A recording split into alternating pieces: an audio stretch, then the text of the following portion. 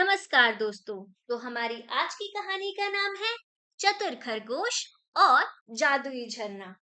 बहुत समय पहले की बात है। एक सुंदर और हरा भरा जंगल था जहाँ जानवर बड़े आनंद से रहते थे।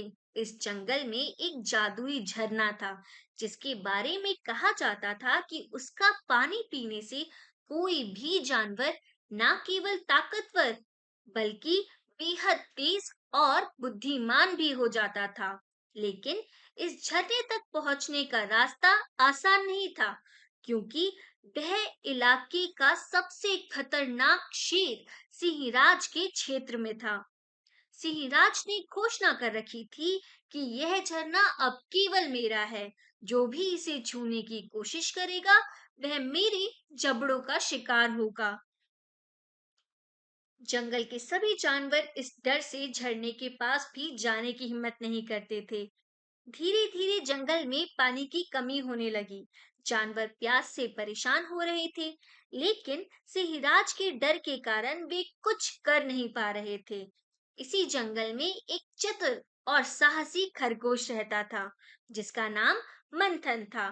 मंथन ने सोचा, अगर हम डरते रहे तो जल्द ही हमारा पूरा जंगल प्यास से मर जाएगा। कुछ ना कुछ तो करना ही पड़ेगा। एक दिन मंथन ने सभी जानवरों को बुलाया और कहा, सिंहराज बहुत ताकतवर है, लेकिन उसका घमंड ही उसकी कमजोरी है। हमें अपनी बुद्धिमानी से उसे हराना होगा। सभी जानवर चिंतित होकर बोले, लेकिन मंथन, शेर से मुकाबला करना आसान नहीं है। अगर वह तुम्हें पकड़ लेगा तो तुम्हारा बच पाना असंभव है।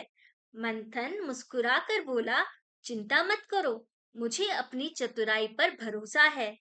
अगली सुबह मंथन अपने छोटे लेकिन तेज पैर और तेज दिमाग के साथ सिंहराज के इलाके की ओर चल पड़ा। रास्ते में उसने सोचा, अगर मुझे सिंहराज को हराना है तो मुझे उसकी कमजोरी का फायदा उठाना होगा। उसने जंगल के किनारे पहुंचकर जोर से पुकारा, हे जंगल के राजा सिंहराज, मैं मंथन आपके पास एक खास संदेश लेकर आया हूँ। सिंहराज अपनी गुफा से बाहर आया। उसकी बड़ी बड़ी मूछें और डरावनी आंखें देखकर कोई भी डर सकता था। उसने गुर्राते हुए कहा, कौन है जो मुझे ललकारने की हिम्मत कर रहा है?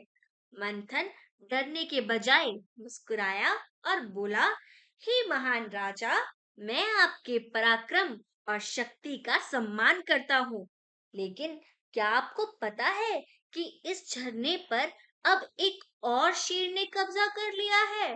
वह खुद को इस जंगल का असली राजा मानता है। सिंहराज चौंक कर बोला, क्या बकवास कर रहे हो? इस जंगल का राजा केवल मैं हूँ।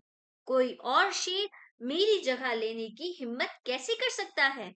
मंथन ने चतुराई से जवाब दिया, महाराज, मैं झूठ नहीं बोल रहा हूँ। अगर आपको यकीन नहीं है तो चलिए मेरे साथ। मैं आपको दिखाता हूँ कि वह कैसे आपके झरने पर राज कर रहा है। सिंहराज मंथन के साथ झरने की ओर चल पड़ा। जब वे झरने के पास पहुंचे तो मंथन ने कहा, वह शेर हमेशा झरने के पानी में रहता है। अगर आप झरने में झांकेंगे तो वह आपको दिखेगा। सिंहराज ने गुस्से में झरने में झांका और अपनी परछाई देखी। पानी के बहाव में परछाई हिलती हुई दिख रही थी। सिंहराज को लगा कि यह कोई दूसरा शेर है जो उसे चुनौती दे रहा है। गुस्से में सिंहराज ने झरने के पानी पर झपटने की कोशिश की। जैसे ही उसने छलांग लगाई, उसका संतुलन बिगड़ गया और वह झरने के गहरे पानी में गिर गया।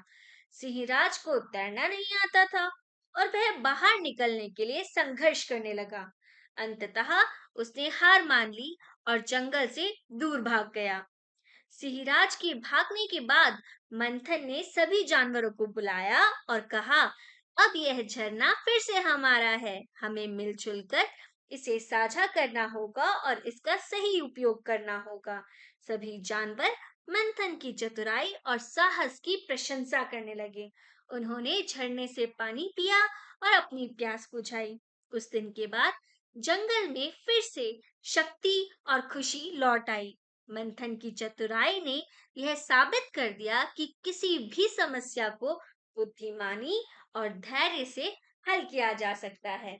तो इस कहानी से हमें ये सीख मिलती है कि हिम्मत और बुद्धिमानी से हर बड़ी समस्या का हल निकाला जा सकता है। घमंड और लालच हमेशा हार का कारण बनता है। धन्यवाद दोस्तों।